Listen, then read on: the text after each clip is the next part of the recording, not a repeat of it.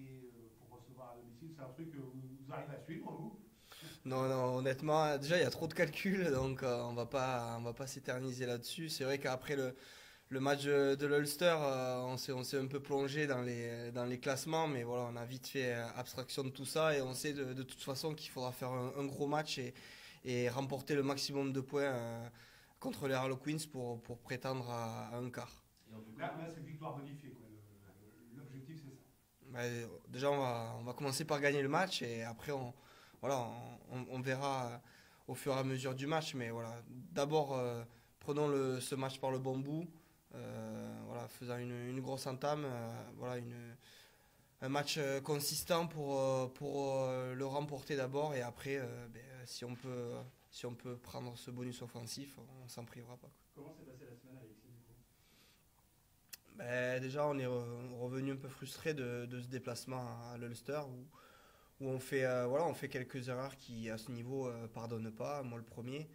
Et on a été de suite concentré sur cet objectif-là. Voilà, on a la chance de recevoir pour ce dernier match. Donc à nous de tout mettre pour pas avoir de regrets à la fin de cette compétition. On a vu Xavier et Patrice assez exigeants. Là, tout à l'heure à l'entraînement, ils ont un peu serré la vis cette semaine par rapport à d'habitude, pas forcément. Bah oui, forcément. On sait qu'on a le potentiel d'aller plus loin dans cette compétition. Maintenant, à nous de ne pas faire de fautes idiotes à ce niveau et qui nous coûtent trop cher. Donc voilà, Patrice, Xavier nous ont martelé cette semaine que les détails allaient faire encore la différence. Donc à nous d'être plus précis dans notre jeu. les Harlequins, c'est une équipe qui est maintenant qui a plus d'espoir de quoi que ce soit dans cette compétition et pourtant ils ont gagné les Wasps la semaine dernière. C'est assez surprenant de voir qu'il y a eu un peu du fighting spirit qui existe encore chez certaines équipes. Surprenant, oui et non. Je pense que les équipes anglaises, elles jouent toutes les compétitions à fond et tous les matchs, même quand voilà, ils étaient menés, je crois, 21-0, je crois, ils étaient menés les Harlequins et on voit qu'ils leur mettent 30 points en finale alors qu'ils n'ont plus rien à jouer. Donc voilà, ce match ne sera pas joué d'avance et ils lâcheront rien jusqu'à la dernière minute. Les Anglais, c'est voilà, ils ont un cadre de jeu et ils le respectent de bout en bout. C'est arrivé déjà d'être dans une situation comme ça, de jouer un match où tu n'avais plus d'enjeu et où il fallait gagner. Enfin, non, où il ne fallait pas gagner, mais où il n'y avait plus d'enjeu et que, bon, finalement, faut s'y donner quand même.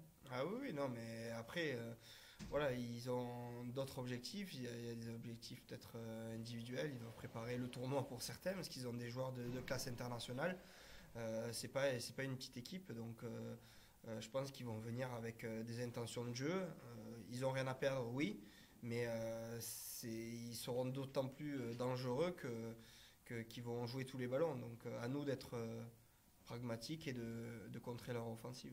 Peut-être un sentiment de revanche parce que finalement, c'est vous qui leur ôtez tout espoir, hein, avec ce match Oui, aller. oui, c'est vrai, on vient prendre le bonus offensif chez eux. Donc ils savaient que ça allait être compliqué pour sortir de cette poule. Mais comme je vous l'ai dit, je pense que les Anglais, voilà, ils ont un cadre et ils vont jouer de la première à la dernière minute, pareil, qu'ils aient une qualif au bout ou pas. On se retrouve en tout cas avec un match décisif dimanche. C'est un premier moment important dans la saison pour le Stade Rennais. Ça passe sous sa classe hein, parce qu'on peut aussi perdre, hein, ça peut arriver. En effet, oui, oui, non, c'est un match très important, on le sait, c'est un huitième de finale quelque part.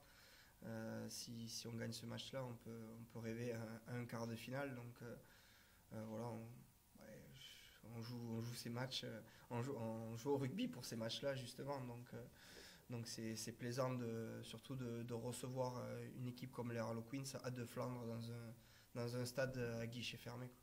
Et on a le sentiment, c'est l'histoire un peu qui peut s'écrire, ça, où on essaie un peu d'évacuer la pression en se disant juste, faut faire un bon match et il faut gagner. Non, je pense pas on va penser à l'au-delà. Maintenant, c'est vrai que il y a un quart de finale à la clé. Ça serait le premier dans l'histoire du club.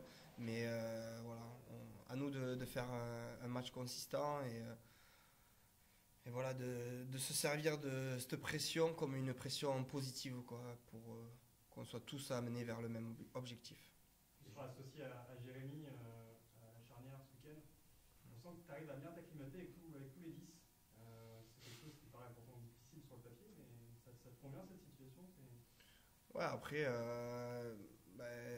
au stade, il n'y a pas trop, il y a pas trop de postes au final, quoi. On le voit avec Jérémy qui vient jouer en 10. Maintenant, c'est une philosophie de jeu, c'est un état d'esprit. Et je pense que quand tout le monde est dans le même sens, ben, nous, charnières, on arrive à mieux guider le match. Maintenant, il y aura des temps faibles dans ce match, il y aura des moments très importants à gérer et c'est à nous et à moi aussi d'avoir les épaules pour gérer ces temps faibles. Jérémy, c'est un joueur qui porte beaucoup le ballon. Ça te plaît, ça, d'être associé avec lui dans cette figure-là? T'aimes bien être à côté de lui, hein? Oui, oui, forcément. Jouer avec Jérémy, c'est plaisant.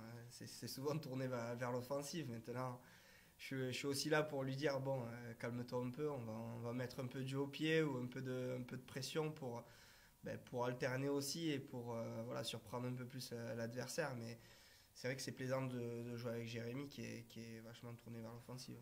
Tu dis que c'est presque un huitième de finale. Alors, c'est un peu un piège aussi parce qu'un huitième de finale, il faut juste gagner pour se qualifier. Là, il faudrait en plus que vous ayez le bonus offensif pour être certain de vous qualifier. Est-ce que du coup, c'est pas un piège, cette obsession du bonus, de dire il faut marquer 4 essais et ça peut vous plomber la construction du match, ce genre de problématique?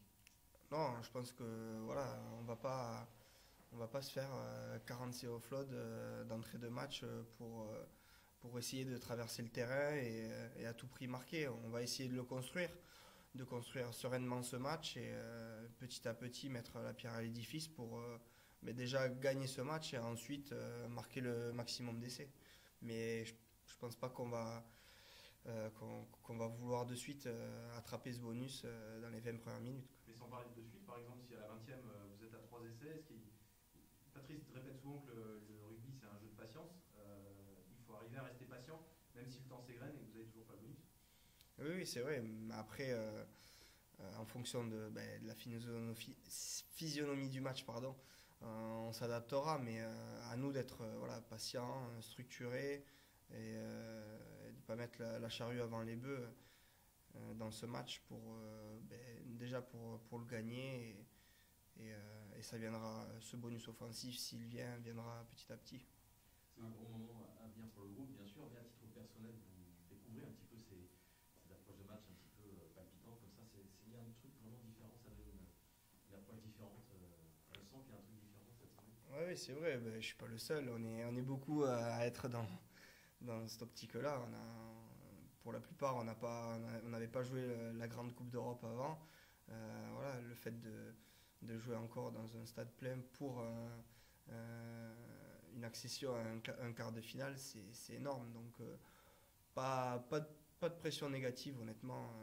J'ai pas senti ça dans le groupe, même si on n'a pas l'expérience de ces rendez-vous-là, mais on n'a pas de pression négative et on va tout faire pour faire un gros match et on fera les comptes à la fin. Mais il y a un an quand même, vous étiez en challenge, vous aviez juste remporté votre premier match à l'extérieur dans une compétition, puis là, première participation, et puis vous êtes au rendez-vous, quoi. L'apprentissage a été plutôt rapide. Oui, c'est vrai. Déjà l'année dernière, on joue deux demi-finales alors que le club déjà s'était jamais qualifié non plus en petite Coupe d'Europe. Et encore moins pour une demi-finale de top 14. Donc tout est allé très vite ces derniers temps, c'est vrai. Mais voilà, on prend tout ce qu'il y a à prendre et on ne se pose pas plus de questions que ça. Et on fera les comptes à la fin, comme je vous l'ai dit. Et on va tout mettre dimanche et voilà, on fera les comptes. À l'aller, vous les aviez assez largement dominés. Sur ce match retour, où faut les craindre? Qu'est-ce qu'il va falloir surveiller particulièrement? Déjà, ils ont une charnière très compétitrice. Danny Kerr qui vraiment mène son équipe de bout en bout. C'est lui qui crée les différences, c'est lui qui fait souvent les exploits. Donc voilà, ces deux joueurs-là, on devra les museler. Mais je pense qu'on va surtout se concentrer sur nous-mêmes. Si on arrive à garder le ballon et à les mettre sous pression constamment, ils n'auront pas de solution pour faire jouer ces joueurs de classe internationale. Donc la solution, on l'a entre nos mains, je pense. Jouer Danny Kerr, justement, tu disais que c'était une